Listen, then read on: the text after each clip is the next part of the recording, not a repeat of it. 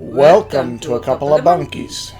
We are doing a small shop update for our basement shop where I'm going to put some insulation up, and I'm going to take some measurements throughout the process to figure out whether the cost would be worth it for this small shop. So the in the room decibel is about 75 with a peak up close to the equipment at 80. Outside of the basement room with the door closed, it's around 66 or 67 decibels. Above the basement shop, in the room that's going to be my son's, the decibels are in the low 50s. Now in our pet room, the decibels are slightly higher in the upper 50s. Now the first thing I need to do in order to update the shop is to remove all of the things I have hanging on the ceiling. That includes the shop lights, the clamp rack, and the flattening jig. And then I start adding furring strips. Now being a bunkie, I didn't research what I needed to do in order to attach the furring strips, but I end up correcting this later. A nail was definitely not going to cut it. And I installed the furring strips much too far apart. And now I started adding the insulation. I only added one layer of R19, and I know this isn't entirely made for deadening sound, but it helps. For the two rooms that make up my workshop, I estimated for around 300 square feet. So I should have only needed 7 rolls of insulation. And this was a price of around $300. And I underestimated just a little bit, so I really needed 8 rolls. This is the small patch that didn't get covered. And now let's see how much of a difference this has made.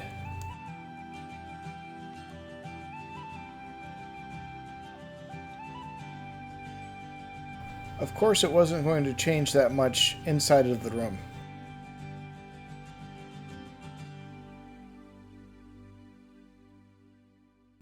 Now outside the shop with the door closed, the sound went down around 10 decibels. Now I added a new point in here, and that is the living room upstairs, which is only 43 decibels. Above the bedroom, it had very little difference, only about 3 decibels.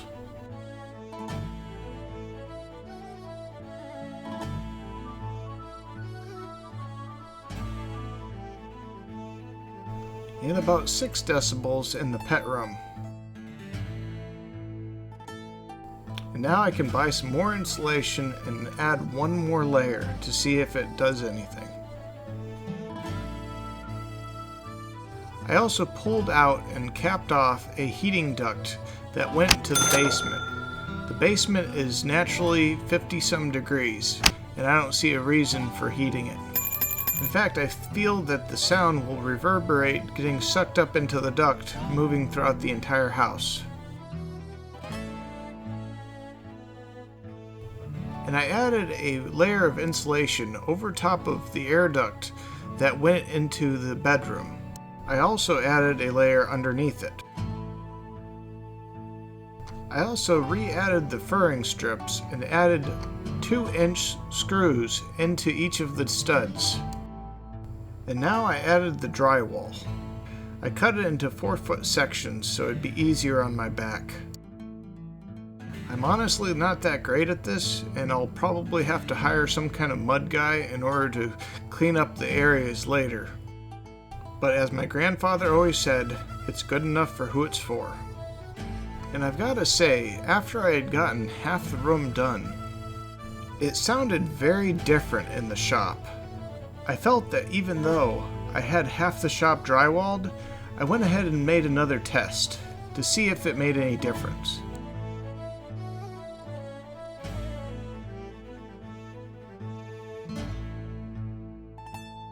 So of course, in the shop, it didn't seem to make any difference.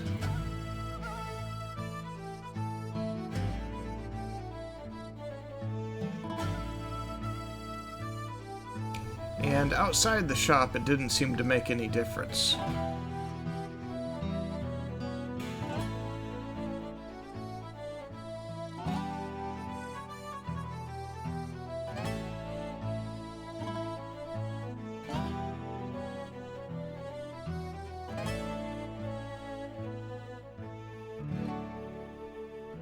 It made no real difference in the living room.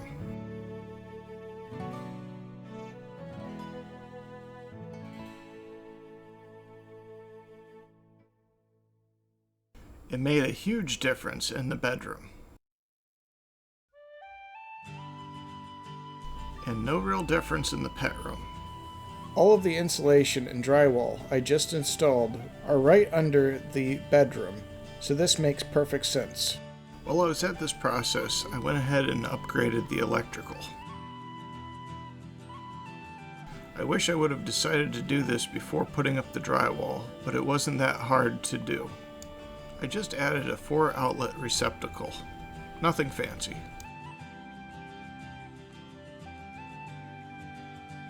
In the future, I might consider running the cords to the lights behind the drywall.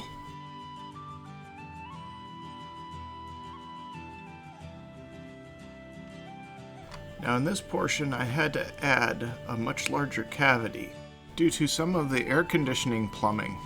So I installed 2x3s in order to make up the difference. And I was able to put drywall up. Since I had a cavity, I had a leftover light from a kitchen remodel that I decided to inlay into the drywall. And my dyslexia got the better of me on this portion. And I was able to install furring strips on the other side of the room, and of course install the drywall. Now that this material is up, I need to start considering how I wanted to insulate this duct. I decided to make a 2x4 frame around the ductwork in order to attach the drywall, and I did a similar process on the other side.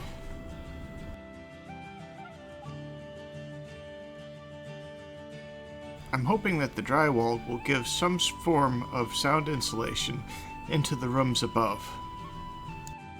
I also want to move around my air filter and my dust collector to a new location, so one, I can have more space in the shop, and two, they can be in a more secluded area where I can control their noise.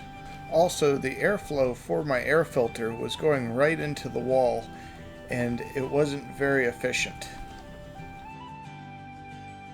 So I made a backing plate with MDF, And I used some rubber nubs for vibration dampening. I ran the electrical cord up behind the vent and plugged it into the same receptacle as the light switch on the wall. I used to have a curtain rod going across this area with a curtain that didn't quite cover the entire space. So I'm going to use some scrap wood in order to make a structure over this area that blocks any dust particles from going into the rest of the basement. Now that I have that gap taken care of, I can go ahead and put in another curtain rod. I would love to build up a wall and a door at some point in time, but I think it's just fine for who it's for. I attached these little metal clips in order to hold the rail. Now I installed the rail. It clips right into the clips. And I cut it to size. Now I installed these little trolley pieces that hold the curtain up.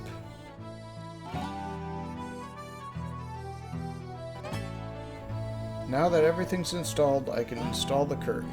I installed 3 layers of curtain in this area.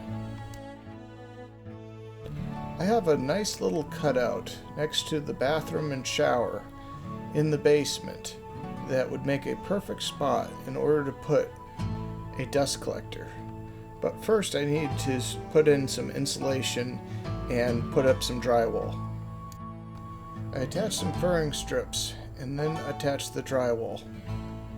I tried to use as many scrap pieces of drywall as I could at the time. I then attached a piece of insulation around the air duct, hopefully absorbing some of that sound before it gets into the rest of the house. Now I can put in my new dust collector and do a final sound rating.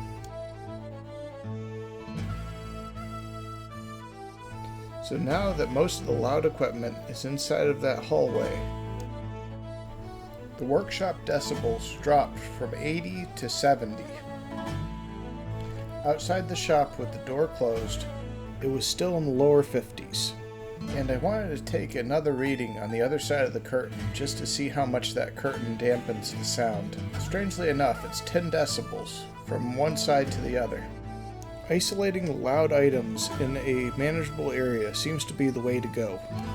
Inside the living room and kitchen was very surprising, with a reading in the lower 40s. The bedroom was actually louder in this configuration for some reason. The pet room was a 4 or 5 decibel difference. Now there's one last thing that I'd like to try, and that's by adding some of these sound insulating foam near some of the louder parts of the machinery. These things are about $16 for a 12-pack. I installed them around or near all of the motors and different items. Depending on how effective these pads are, I may consider going all around this little hallway with them. There may be a point in the future that I may enclose this dust collector inside of this little hallway. Now finally we can get the first reading. Inside the space without any equipment on, it's in the high 20s. Now in the hallway with all of the loud equipment, it's in the 70s. Outside the shop with the door closed, it's in the 50s. And just outside the curtain gave us a small reduction. The living room was very quiet in the 30s.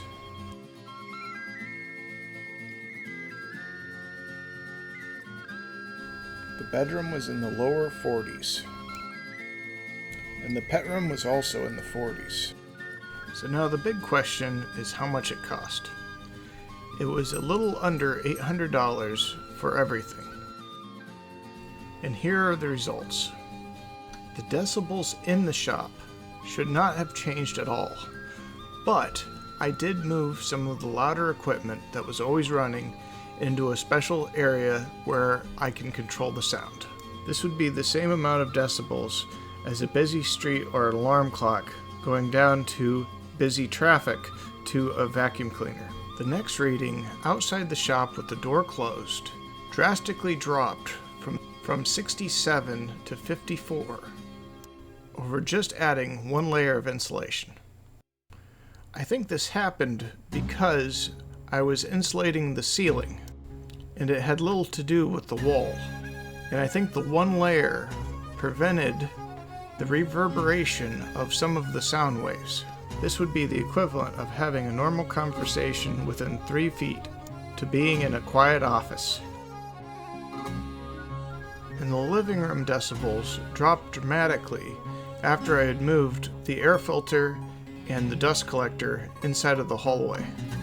This would be the equivalent of a quiet library down to the equivalent of a whisper. And the bedroom right above the shop went from 53 all the way down to 41. The decibel equivalent in this room went from a quiet office to a quiet library. And in the pet room, also above the shop, we went from the upper 50s all the way down to 43, which would also be the same as going from the quiet office to a library. So on Monday, I went downstairs and I did a full workload. I ran boards through the planer, I used bandsaw, I ran table saws, I ran routers, and we have in-laws staying inside the house, and they didn't even notice any of the noise coming from downstairs. So before the soundproofing, you really hear the planer taken a bolt. It was so loud and annoying, especially during my work hours and meetings. But when Tim ran all the equipment on Monday, it was barely noticeable. Even the planer taken a bolt, which is the loudest thing you can hear from the shop. In the end, we spent around $800 on this project. After working with our basement shop for the last 3 months, I've got to say, it is definitely worth it, especially with a newborn. And again, thank you for watching this video.